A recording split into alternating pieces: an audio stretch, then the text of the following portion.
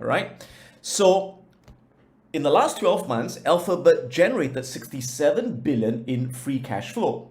So we're going to project that for the next 20 years, all right? It's got 12 billion in debt. It's got 139 billion in cash.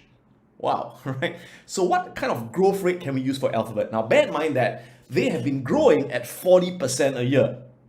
And last year, their free cash flow grew at 49%. So what are we going to use moving forward? Now, I'm only going to use a very conservative 19% growth in free cash flow. Only 19%, that's it. Half of the current growth.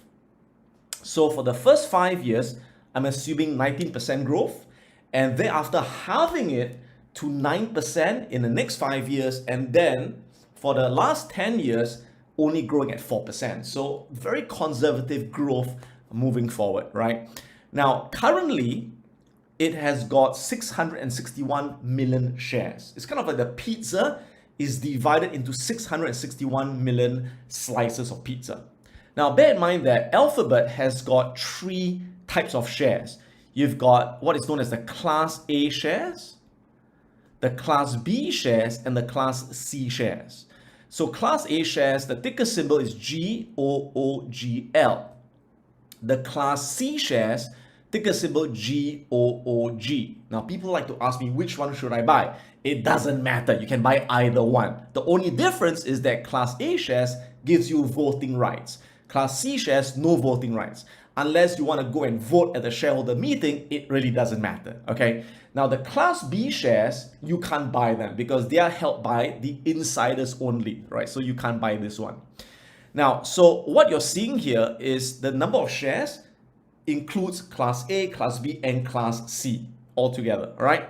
Now, during the share split on the 15th of July, all the classes of shares will all be divided by 20. So they will split them all, right? So before the share split, there are 661 million slices of pizza.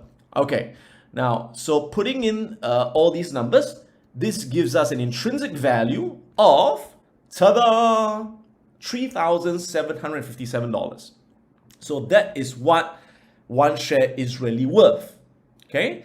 And as of the last closing price, it's now selling at $2,800.